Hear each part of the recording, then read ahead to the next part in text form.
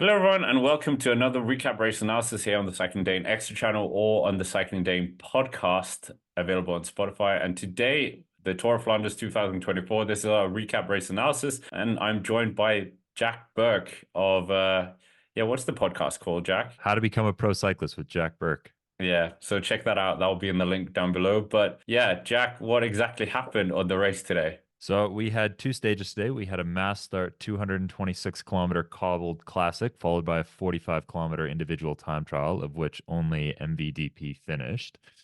First half of the race, of course, I'm only joking, 271-kilometer Tour of Flanders today. First half, flat, not so much going on, break formation. Second half is where all the climbs come in. Big talking point going into the race, the emissions of Wout van Aert and Jasper Stuyven.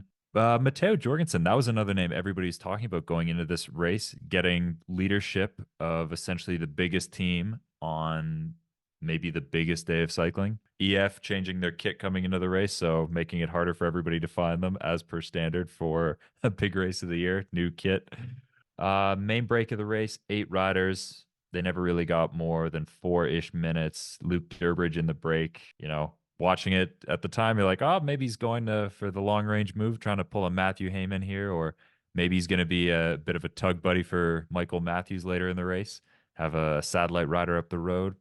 Didn't seem to amount to anything. Race really starts to ramp up at around 136 kilometers to go. First key climb up the Jota Quermart. That's the first of all the big climbs. Yeah, right around the halfway mark. That's kind of where everything starts to kick off. Nico Denz and 5 other riders had a crash with a spectator at 126 kilometers to go.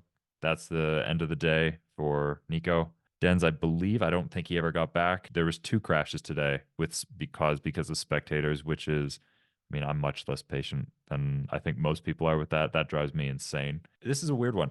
I would give Jaco Alula, in my opinion, gets the sportsmanship award today. Like there was a couple crashes that you saw today where normally whenever you see a crash, everybody's just losing their mind and getting so cranky with each other. The Jaco guys like picking up the bikes and offering, making sure everybody else is okay. I really like that. Everybody talks about how there's no respect in the bunch anymore and how everybody is so aggressive, and the old saying, all the blood's in your legs, it's not in your head, and guys are just going crazy. The Jaco guys, they get the sportsmanship award.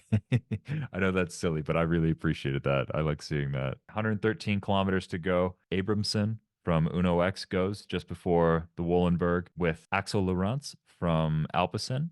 So Abramson, that's great to see the Uno X guys being so aggressive. They were really present in the first half of the race. But one thing I found interesting here was Jorgensen chasing it down. So everybody's talking about him having leadership over Jumbo at the time. Jorgensen was the one that took it up to weld that brake shut. And when it kicked off, he started to think, okay, is this the kick of the race? And is he starting to actually take it to MVDP and the big favorites here? And that's a long way to go, and that's going to take a lot. But as soon as he caught it, he just sat up. So clearly just welding it together.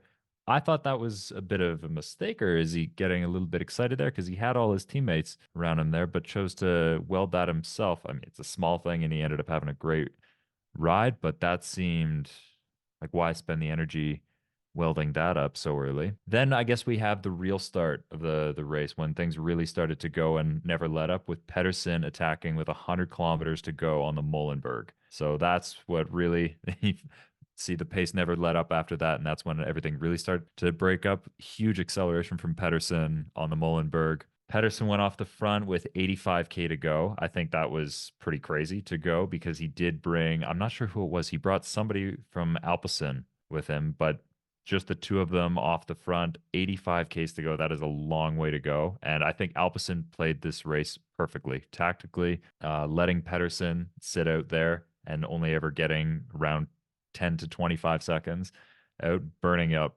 Pedersen. And I think Alpecin didn't miss a move this race. They played this race the best tactically. To go 85 kilometers to go, that's a very long range bomb to go for, but hats off for trying. I think there must have been a Danish motorbike driver, because it seemed like he was getting some love from the motorbike as well with that. 82 kilometers to go, another big crash with the spectators. About 10 to 20 riders went down, including Stefan Kung. He ended up getting back, but had some blood on his knee after that race. That's not great. Then the main, I mean, the sledgehammer moment of the race came on the Koppenberg with 45 kilometers to go. And I actually wonder if cyclocross skills made a factor in deciding the race today, because you could see on the Koppenberg, almost none of the guys could ride up the Koppenberg. It looked like the race was back in the 80s where everybody's walking up the cobbles. It was so slippery. You see MVDP go off right there, and that was the end of the race. Mathieu Jorgensen was the closest one, and it was so close to see if he could stick with MVDP. And I honestly think it came down a little bit to cyclocross skills, because it was just whoever had grip there, and you could see how much more comfortable Van der Poel was from that point on. All the corners, it looks like he's so relaxed, but he's taking the corners so fast and smooth. Jorgensen, incredible ride going and just trying to stick with MVDP, but kind of ran out of gas with about 30 Ks to go, and not sure where he ended up finishing in the end. But I would say that is the ride of the day. Tiege Benoot with a really bad bike change. Jumbo giving him Dylan Van Baarle's bike, which is about 20 centimeters too big. So that'll be another funny Visma Lisa bike meme. Bike changes. Van der Poel solo for 45 kilometers at the end, so just a time trial at the end. But that is the key points of the race. And Michael Matthews making it on the podium, third place finish. I think he's been relegated. Oh yeah, that's a shame, because he kept his line in Milan San Remo. That after the race was kind of decided with Mathieu van der Poel just going off the road. Up the road, shall I say. That chase for the podium spots were quite interesting, with Alberto Bettiol and Turns, as you said, trying to keep ahead of this chasing pack, which had 4 UAE riders in it. And then eventually they got the better of them on the finale. And that's where Michael Matthews did a bit of a deviation, and I think that's why we're not seeing him on the list here, unfortunately. And it looks like it is Mathieu van der Poel finishing with Luca Mozzato and Niels Pollitt, which I think is a shame, because if it wasn't for Michael Matthews, Mozzato would not be finishing second. That is really funny. Also, that I gave Jaco the sportsmanship award, Yeah. and they get relegated. I just really appreciate like some of the little things in the race where it's like everybody's so revved up and fighting and getting angry at each other, and they seem to always just be like the most polite riders in the bunch. But I mean, Mathieu van der Poel will start there. I mean, him winning this puts him in that elite club with all these guys who won three. Tom Boonen, Fabian Cancellara, Eddie Merckx. I think, yeah, there's a lot more. Johan Museo as well. But yeah, this was just vintage Mathieu van der Poel. Like you said, it was kind of one on the cobblestones. Mathieu van der Poel looked incredibly lean, and like everybody's talking about he's in great shape this year, and he proved that today. But I had Jan Maas on the podcast a few weeks ago, and he would talk about how, like, because they train together a lot, Jan Maas on Jaco, and also another Dutchie, and I guess they would train together a lot. And I'd ask him about training with MVDP sometimes, and he'd say, before the Worlds last year, he was saying he needs to gain some weight because he's the best when he's 80 kilos. I don't know, like watching him today, maybe it's just the white kit, the world champs kit, but he looks so lean and ripped right now. Like it's really impressive. I wonder if that's just the result of everybody taking their nutrition so seriously now, but absolute sledgehammer. And I forget what, I think it was like 18 kilometers to go. I want to say that's like the Claremont or so. And 80% of the people you see at the race, it's like nothing but cheering, but you heard so many guys booing Van der Yeah. Poel at 80. And I was like, what is wrong with you guys? This guy is the epitome of a champion. He is such a good representation for this sport. The guy has been a superstar since he was a kid, and he is so patient.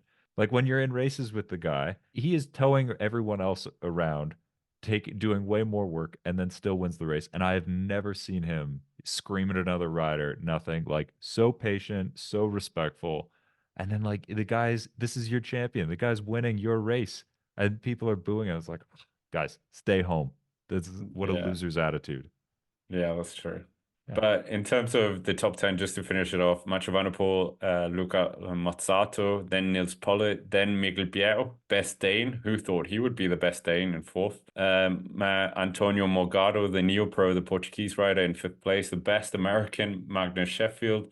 Oliver Nassen in seventh, Dylan Turns in eighth, Alberto Beccio in ninth, despite being out there for so long, and then friend of the channel, Tom Scoyne in 10th. So yeah, I mean, there's going to be a lot of people that are satisfied with that. Three UAE riders in top five is quite impressive. A weird tactic. I think they were a bit fortunate with the Michael Matthews relegation. Did you think it was a relegation, the Michael Matthews?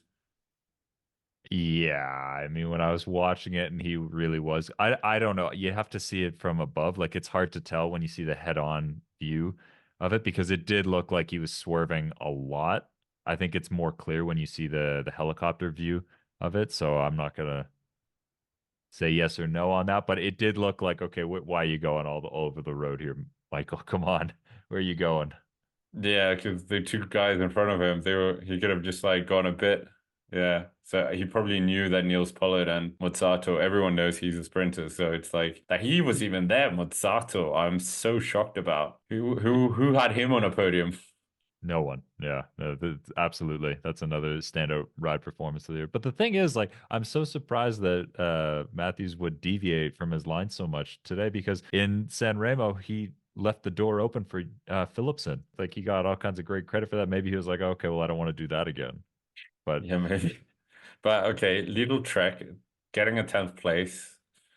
Bit of commiserations for them, I guess. But Mads Peterson attacking so far out at the time, I thought was very bad because I don't know if it was some sort of like, oh, he was injured in Tour of Flanders, and so therefore we'll just use him up and use him as like a foil or whatever. But it seemed like he had the legs at one point because he was in that front group when they closed the gap. And then you're like, well, if you had attacked later, maybe you would have been able to hold Mathieu van der Poel. So I don't really know what the thinking was there.